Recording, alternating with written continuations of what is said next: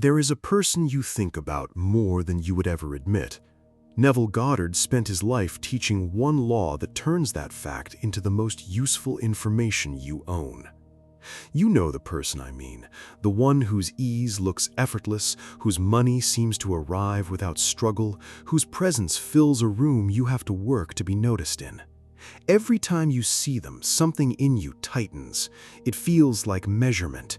It feels like the exact distance between the life you have and the life you keep reaching for, drawn in a single human shape. We usually treat that feeling as a verdict. They have it, you do not, and the gap between you is the whole point of the emotion. Envy arrives dressed as proof of your inferiority, and most people spend years either fighting it or pretending it is not there. By the end of this video, you will read that same feeling in the opposite direction, not as a wall between you and someone who got there first, but as a signpost pointing with strange precision at a state that already belongs to you and is simply unclaimed. The person you envy, in the logic of Neville's law, is not a rival at all. They are you pushed out into a face you mistook for a stranger. That reversal is not a comfort you talk yourself into. It follows, step by step, from a single idea Neville built his entire teaching on. Let me show you where it comes from. Neville summed up his whole view of other people in one phrase: everyone is you pushed out. The teaching is known by its shorthand EIYO, and he meant the phrase literally, not as a poetic flourish.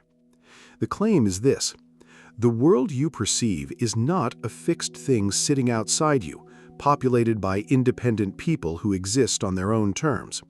It is a projection of your own consciousness, turned outward and given the appearance of distance. Every person you meet is a state of awareness within you, externalized, walking around in human form. Most people meet this idea and immediately soften it into a metaphor. Neville refused that move.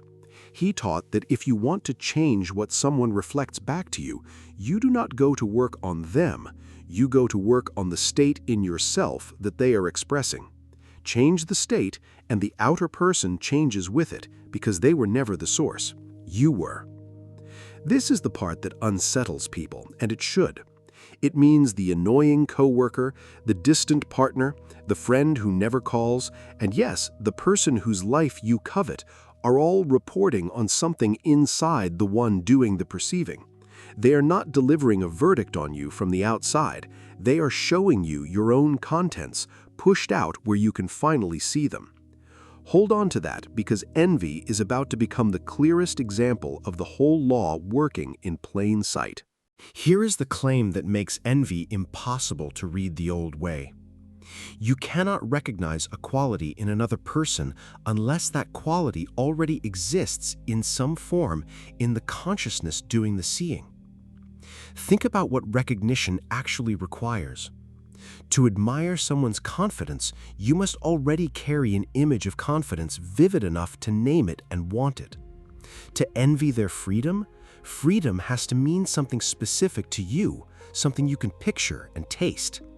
The longing is not the sign of an absence, it is the sign of a quality present enough to be felt and only misfiled as belonging to someone else. You do not envy qualities you cannot conceive of. You envy the ones already alive in you as potential, close enough to ache for, disowned only because you have handed them to another face. A person with no capacity for stillness does not envy a calm man. They do not even see the calm. It takes the seed of a thing to recognize its full flower in the world. So the admiration itself is the proof. That pull you feel toward their life is not measuring your lack. It is your own consciousness recognizing itself in the mirror it made and mistaking the reflection for a stranger who owns something you never will. Sit with how strange that is. The feeling you have been reading as the evidence of your poverty is, by the logic of the law, the evidence of your possession. Let me push this further, because it is the hinge of everything that follows. Admiration is not a reaching toward something outside you.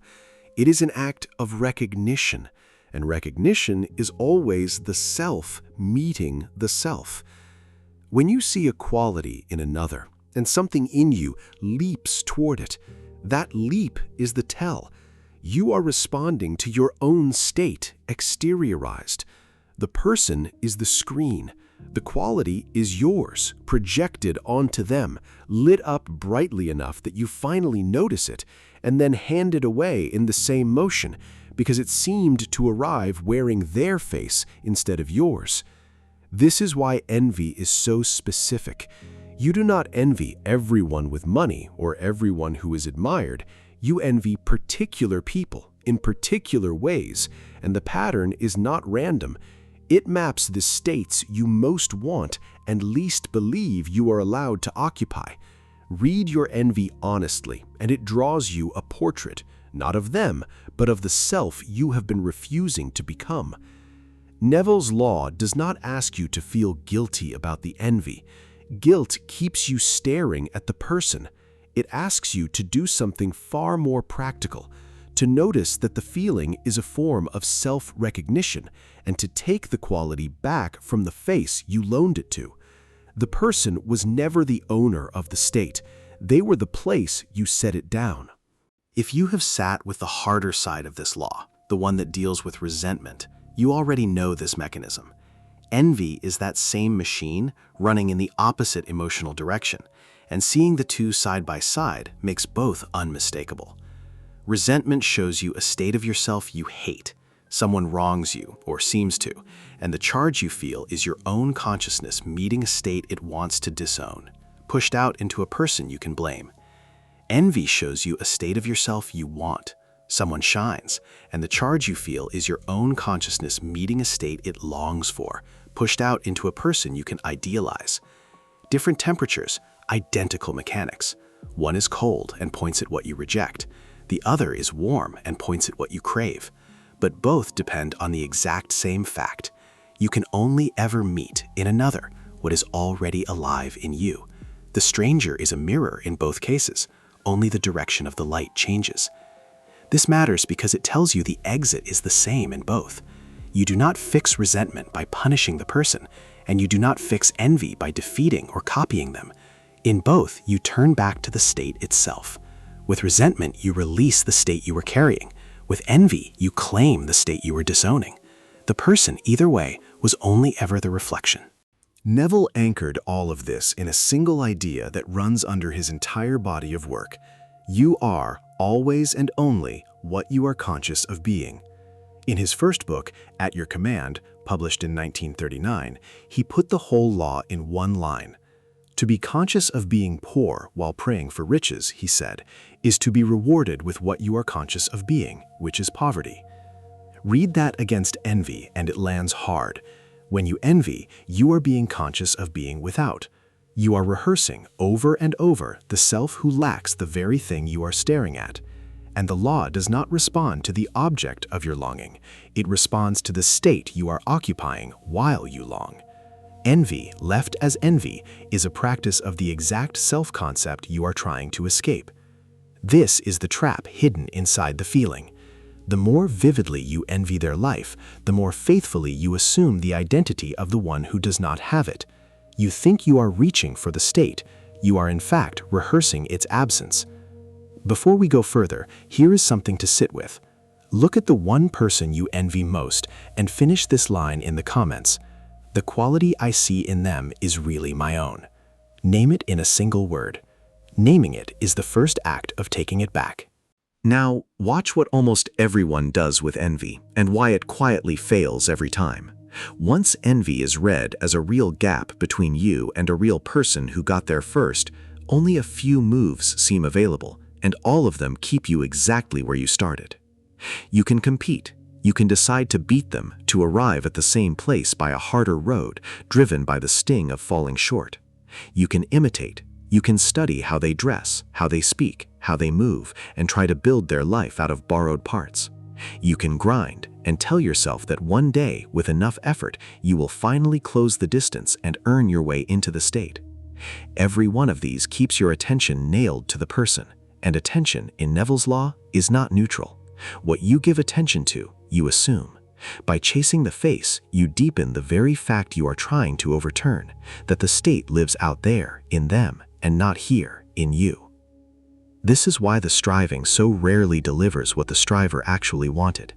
Even when the effort works on the surface, even when you catch up on paper, the inner sense of lack often survives intact. It was never really about the object. It was about the state you refused to occupy. You can acquire everything the person had and still be the self who does not have it, because you never changed the one thing the law responds to. The exit was never out there, in catching them. It was here, in stopping the chase and turning around. There is a darker path envy can take, and it is worth naming before we walk out of it, because it is the one most people fall into without deciding to. Envy that is never reclaimed does not stay still, it curdles. Left long enough, the warm longing turns cold. Admiration becomes suspicion.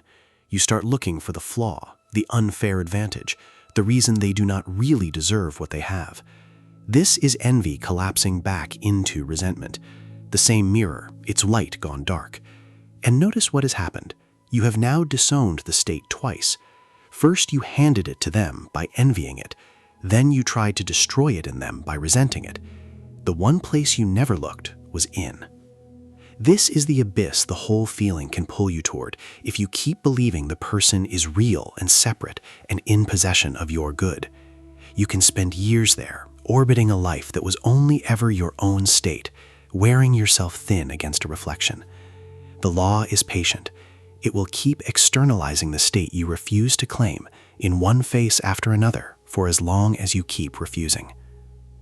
The way out is not to try harder to be happy for them, gritting your teeth into generosity.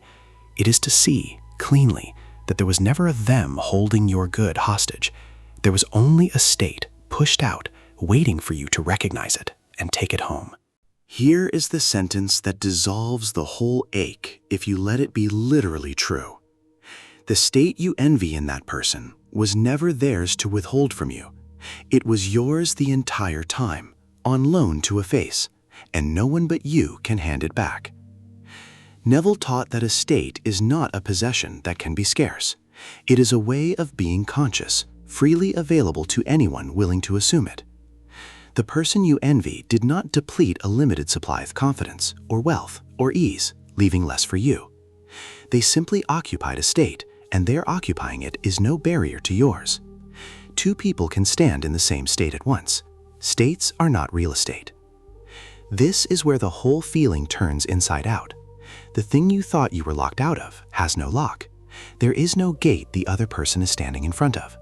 There is only a state, and the single requirement for entering it is that you assume it as your own, which you can do now without their permission, without catching up to them, without any of it. The person was doing you a service the entire time, whether you knew it or not.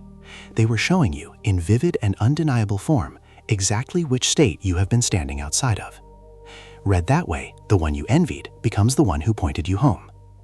If this is landing and you want more of the work laid out this plainly, subscribe. There is a lot more of it here, and it goes deeper each time.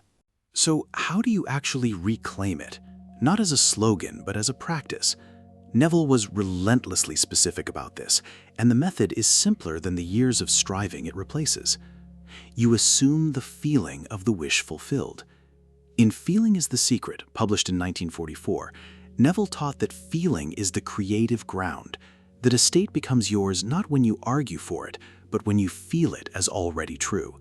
So you stop picturing the person having the quality, and you start feeling yourself being it.